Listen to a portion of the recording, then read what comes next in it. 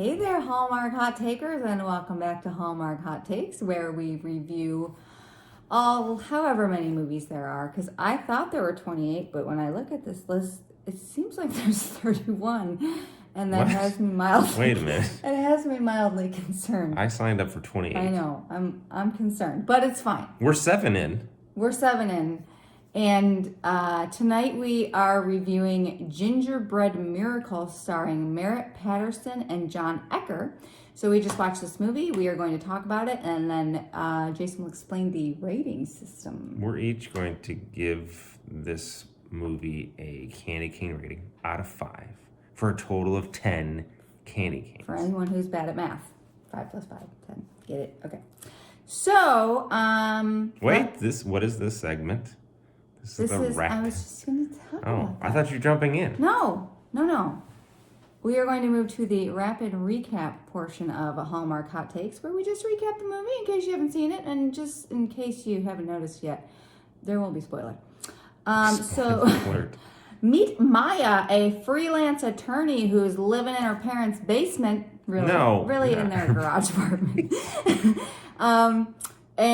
Who is helping out her friend Luis with the sale of his bakery. Luis has decided to sell the bakery. He's an older gentleman. He's ready to retire, but has lost the... he's not into it after he's lost his wife. So he wants to sell the bakery, and he's asked Maya she's contracts attorney, so, it's the same kind of work. And so Maya's like, I'm doing it. And then Alex comes home from New York City. Who's Alex? Alex is Lewis's nephew, who Lewis and his wife raised because his parents passed away. And so he has come back just to, he's heard that his uncle's going to sell, and he wants to spend the last Christmas at the bakery, and he decides he's going to help Maya with the sale. And then proceeds to sabotage every potential buyer that comes through the door. Yep. And you realize that Alex does not want the bakery to be sold. Nope. And as Maya and Alex spend time together, you realize that there is latent feelings there that have been there since high school. There's still a spark. And in fact, you find out that Maya once wrote Alex a letter when she was 17 before she went off for an overseas trip or semester, detailing her feelings for him that he never responded to. Only come to find out he did find the letter, but it was 6 months later, and she had some new boyfriend, and the timing was off, and so they both definitely have feelings for each other, and Alex is big into baking and cooking. When his stressful law firm job gets him down, he works like a dog. And so you find out that he probably really wants to take over this bakery herself. Meanwhile, Maya is looking for this big law firm job in Denver that has this work-life balance, only to find out when she's offered the job that that's not really what it is. She'll be working like a dog too. So at the end of the movie, Alex decides that he is going to take over the bakery and stay in Denver. And Maya has decided she's not going to take the job at the big law firm, and she's going to continue to freelance it because she's got the work-life balance she wants. And they decide that they are in love with each other, and they kiss outside the bakery, and that is Gingerbread Miracle. Miracle. And now we will stay tuned for ratings. It's review time. You going first? Sure. I'll start with my dislikes. Dislikes. There was a cat in this movie who was Maya's friend's cat named Colonel Gingerfluff. I hated every second of that. Wait, you didn't like that? I hated it. No. Like, nobody names their cat that, and if you do, that's just... No, I like it. No. The first Saturday in December is the Black Friday of Christmas tree getting. And I don't think that's true. I really think it's the Friday or Saturday after Thanksgiving, because that is when I see the most people at a Christmas tree farm. There is another baker in the movie who he owns a bakery in Denver, and he has to change location, so he's interested in buying this, and it's a French bakery, and his name is Jacques, and he doesn't have a French accent, and I thought that was very misleading. So the bakery is run, Luis is Mexican, his whole family's Mexican, so they have a lot of Mexican traditions, decorations, it's all very colorful, very cool. And the mom, Maya's mom, is an event planner, and she is hired to plan the posada, which is like a Mary and Joseph parade. It's kind of like a cultural Mary and Joseph make the parade to the inn and blah blah blah. And he asks her mom to plan it like a week before. Like, you would think it would already be planned by then. I didn't like that. No. Nothing in this movie happens to classify as a miracle. So I therefore think it should have been called the Gingerbread Wish instead of the Gingerbread Miracle. I think that was already trademarked. They have a scene at the end of when they're at the posada party and the kids are hitting a piñata and the candy falls out. It's all trash candy, like just like generic suckers. Not even any chocolate, not even any Jolly Ranchers. Like nothing good. Well, they didn't pay. Like they had to pay for that then. Well, I'm just saying it was trash candy. Like. And I honestly thought the movie a little anticlimactic. There were real stakes, but they didn't really build up the tension enough for it to be like, oh. So those are my dislikes. All right. So things I didn't like. I didn't like the trash candy either. No, There's a lot of work that goes into hitting that piñata and knocking the candy out, and then you just get trash candy like that. No kids happy That's about disappointing. That. Yeah. It's another bad timing, another romance that's doomed by bad timing aspect. Then she gets mad, not mad because I guess there isn't, to your point, there isn't mad or high stakes in this one, but he gets the letter at some point and he reads it, and then it's bad timing because she comes back from France with this made-up boyfriend or whatever. Right, and she still likes him. So in order to try and get over him or make him jealous, she makes up this French boyfriend. Right. So when she comes back, he was going to tell her how he felt about her, but when she said she had a boyfriend, he backed off. So it was right. But then then she's again, not upset because that doesn't happen in this movie. But she's he never acted on it.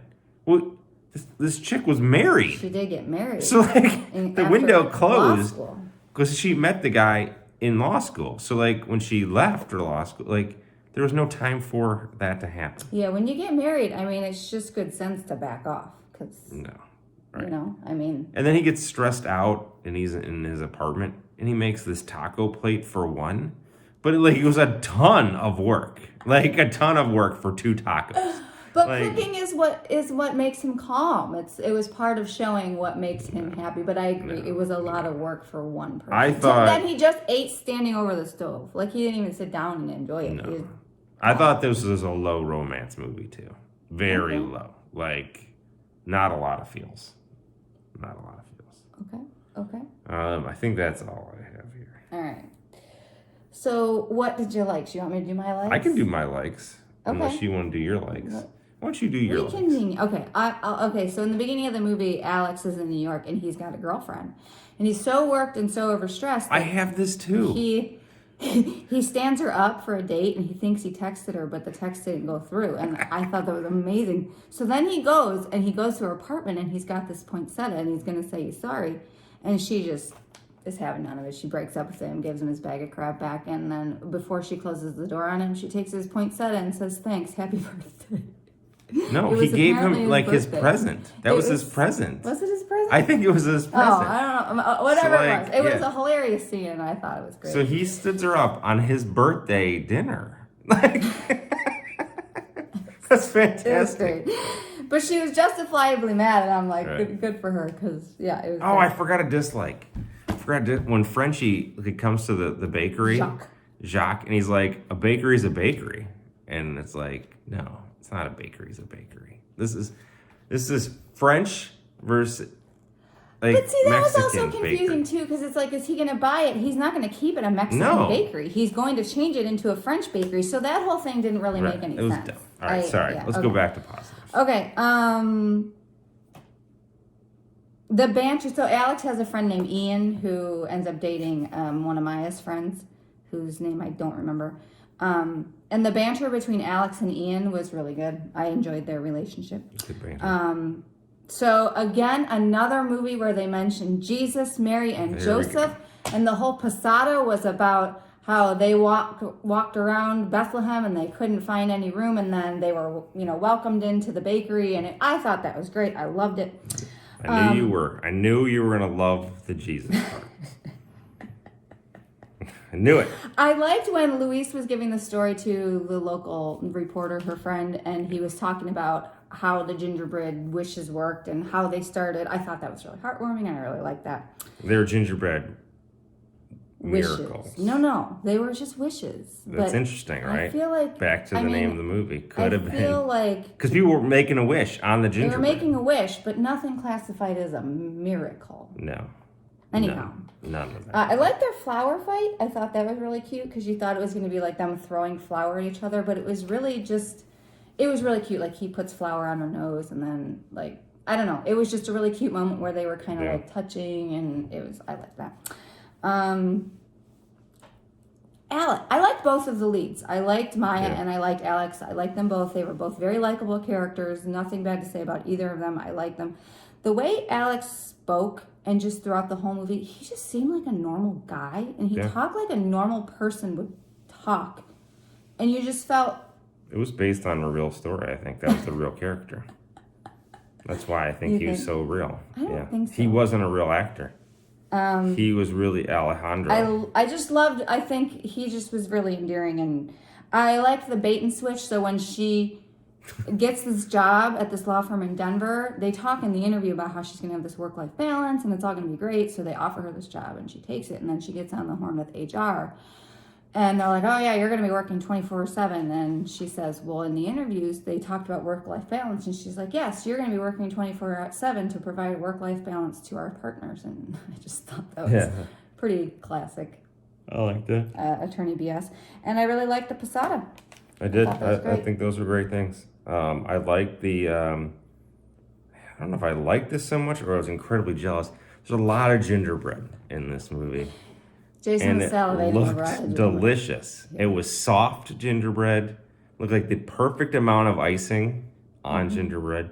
I wanted to make wishes and eat gingerbread. Jason loves gingerbread. A good gingerbread. There's any super fans out there who want to send Jason gingerbread. Our 10 followers. Do it. 10 subscribers. Yeah, we have 10 now, so. But if it's hard gingerbread, it just better be on a tree. We don't want your No one's eating it.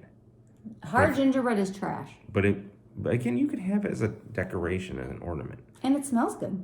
And it smells delicious, but it doesn't. I feel like we're getting off track here. It's a movie about gingerbread. I could talk about good-looking gingerbread. I think that's the alcohol talking. No, it is not. I thought the sisters' photography stuff was really cute. Yeah. Where, like, she is called upon to take some photos of the bakery to help sell it, and people are just like going crazy about how wonderful the photos are, and ends up turning into like a side gig, for her to get into. And then she gets gallery, offered a job, which I thought was by the French guy's mom, which was fantastic. I like that, and I like Louis.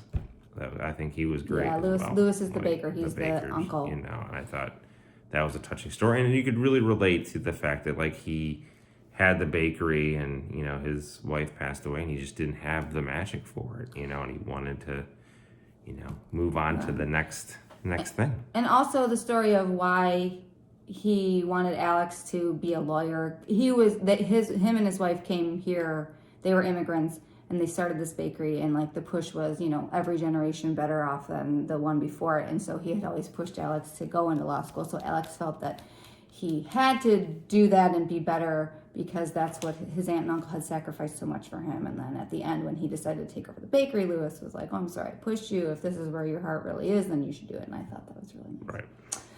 So, are those all your likes? Yeah, those are my likes. What about... No, you need to give your rating. What are you giving it? I'm excited to hear. So a lot of stuff I liked. Some stuff that was like, just okay. Oh, another thing I didn't like were her leg warmers in the skating scene. I hated that. The leg warmers. She wore leg warmers, and they were very distracting. I find clothes distracting sometimes. But anyhow, your rating? I thought her clothes were fine. I thought she was perfectly dressed for each occasion she was on in the movie. I'm glad you feel that way. I could just keep going So candy cane ratings, I will give it 3.5 candy canes. Oh, wow. 3.5 Oh, candy that is very interesting because that is precisely the rating that I was going to give it. No. 3.5. No. Yes way. Stop copying us. I considered 4. So did I. And I really vacillated between the two, but I think 3. It was a middle of the road movie, but it aired on the higher end of the middle of the road. I didn't get a ton of Christmas feels, but I bought into their relationship, and I bought into his connection to the bakery, and so yeah, I think 3.5 is a good rating. So 7. I get you up That's in a the. good- I that's a mean, good rating. we're 7 in. It's a 7. Wow. It's a miracle. It's a miracle.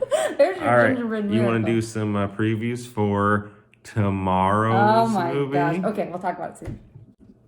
Okay, let's do a preview for tomorrow's movie. We're both exceptionally excited about this movie. Yes. So tomorrow's movie is called Next Stop Christmas, starring Lindsay Fonseca and Chandler Massey, Leah Thompson, and Christopher Lloyd. I just want that to marinate for a second and for everyone to figure out why that's important as I read to you that this movie is about Angie is determined to spend Christmas alone, but her usual commuter ride turns into a Christmas train that drops her off in her hometown. In 2011, a time travel movie with Dr. Emmett Brown and Marty McFly's mom. It's happening. And it's a time traveling train. Back to Future 3. It's Back to the Future With the 4. train. With the We're train. going to call this 4. But there was a train, right? Right, So, he came back on a train it's with Clara and this- his kids. Jules and Vern. This is really exciting. I swear if this movie's trash, I'm going to be so mad. So There's a huge hype. Huge the hype hype. train is going crazy. anyhow, we'll be back tomorrow to review it. Very exciting. Bye. Peace.